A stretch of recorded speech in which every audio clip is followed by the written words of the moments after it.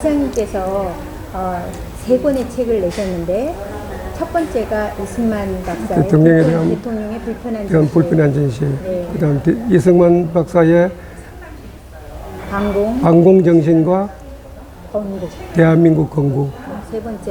세 번째가 교육 입국론. 네. 네. 그러면은 교육 입국론에 대해서 한번 네? 교육 입국론에 대해서 소개를 해주시죠.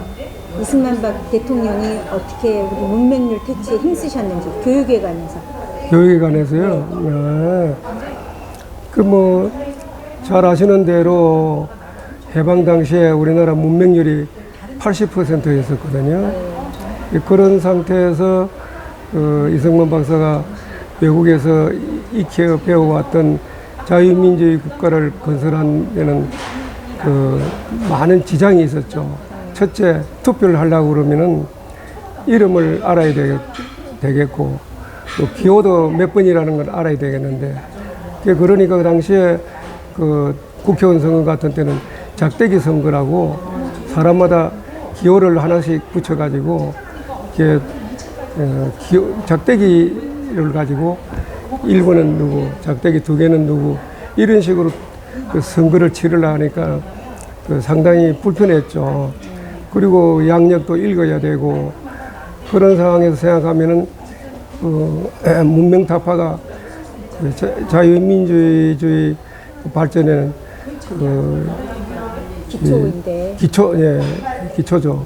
그런데 문맹률이 82%되다 보니까는 어쨌든 간에 교육을 시켜서 1등 문명인으로 만들려고 그러면 일단 지식을 쌓아야 되는 거니까, 그래서 교육을 깊이 생각한 거고, 또 자기가 이미 6살 때 천자문을 다 배우듯이 한 천재니까, 그리고 또 오랫동안 한학을 공부를 하고, 그 다음에 또 좀 잘 아시는 대로 배제학당에서 공부를 했고, 또 미국 가서 이 대학을 3군데에서 박사학위까지 받은 그런 수재니까, 그리고 재원이다 보니까는 국민들이 무식한 것에 대해서 상당히 마음 안타까워하는 마음으로, 그래서 교육을 시키려고 생각한 거죠. 당시에 국가 예산이라고 한 건 다 미국의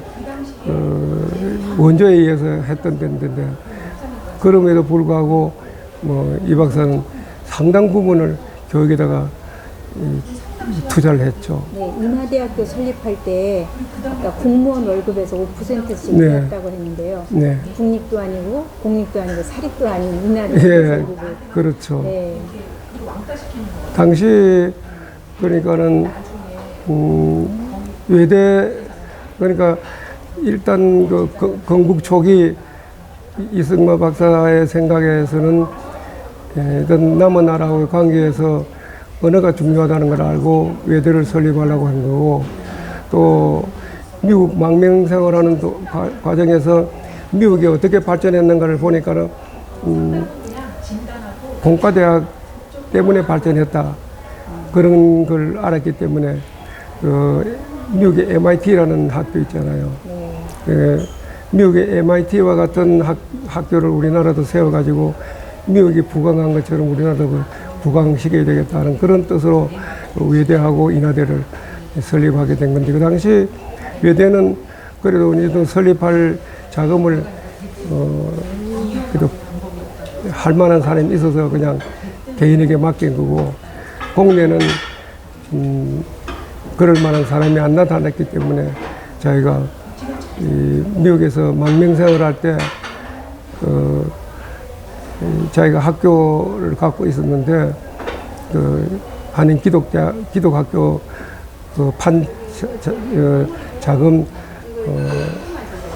자금으로 그 씨앗돈으로 해가지고 종잣돈으로 해가지고 그렇게 해서 공무원들 급여에서 5%도 떼고 초등학생들까지 다 후원을 받아가지고 그렇게 설립했죠.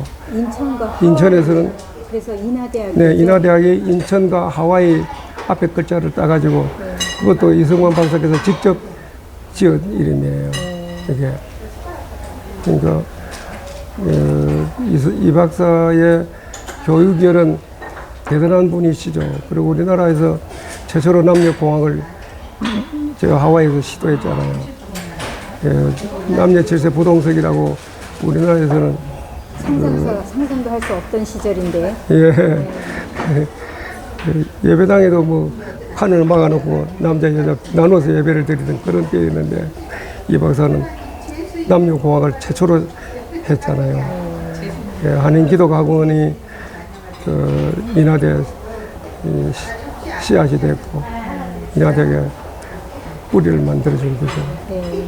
그리고 아까 불편한 진실 세 가지를 조금 더 간략하게 불편한 진실을 이 세상에 알리고자 한다면 그런 줄 알아서 내가 책을 좀 가져왔을 것 때문에 책을 어쨌든 우리가 그 부정선거라는 그것만 강렬하게 생각을 하는데 사실은 대한민국에 없었죠.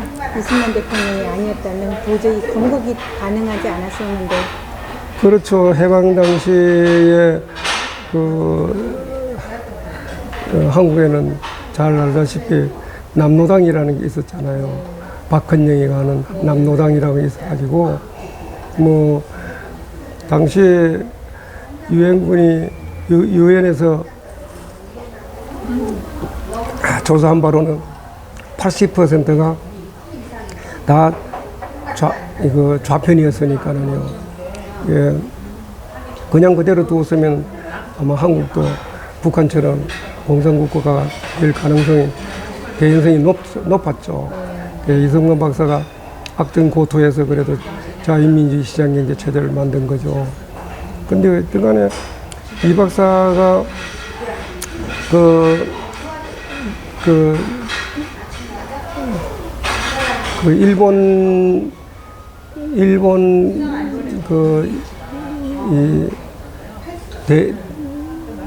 일본인을 많이 고용했다고 하는 얘기는요.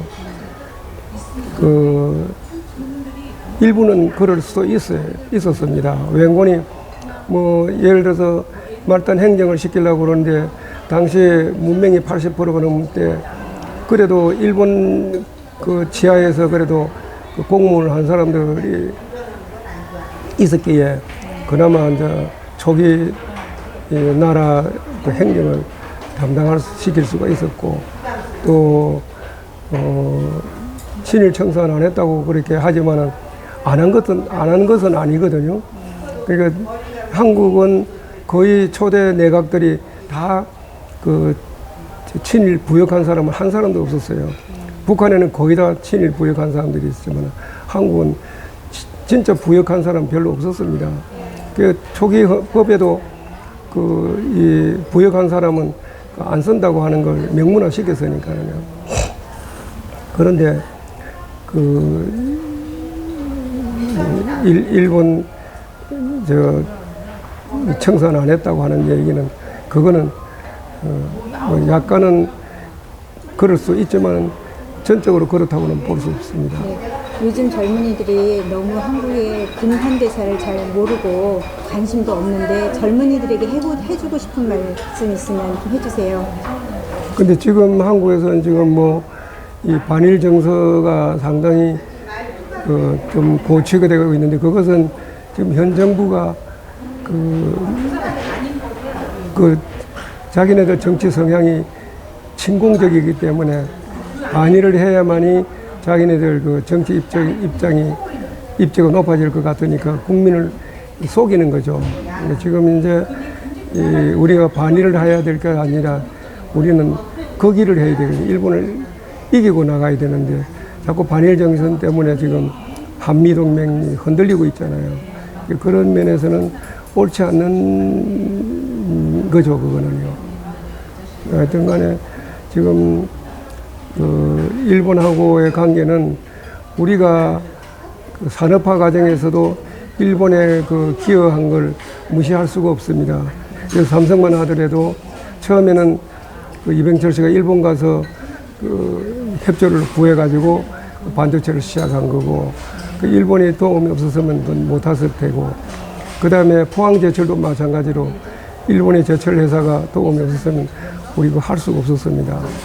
그런 의미에서 생각하면 우리가 반일 감정만 가져서는 안 된다고 그렇게 생각합니다. 그거는. 오히려 지금 현재 정부 정서가 친북이고 친중공이기 때문에 이러는 거지. 이 앞전까지는 그런 정서가 팽배하지는 않았었거든요. 지금은 다 거의 국민들이 거기가 알고 있는 거지만은 현 정부가 친공 친중 정서라는 건 다 알고 있잖아요. 그런 차원에서 자꾸 반일 이야기하는 거지. 실제로 일본하고는 우리가 여러 가지로 이웃으로서 가까이 지내면서 서로 상부해야 될 그런 나라다. 그런 생각이 드는 거죠. 네, 회장님께서는 책을 3권이나 내시고 또 연세대학교에서 최근에 이런 책들이 영인본이 나왔고 이승만 전집이 나왔다고 하네요. 이 전집이 나오기까지 회장님께서 물질적인 후원도 많으신 걸로 압니다. 회장님 너무 긴 시간 인터뷰 응해주셔서 감사합니다. 대단히 감사합니다.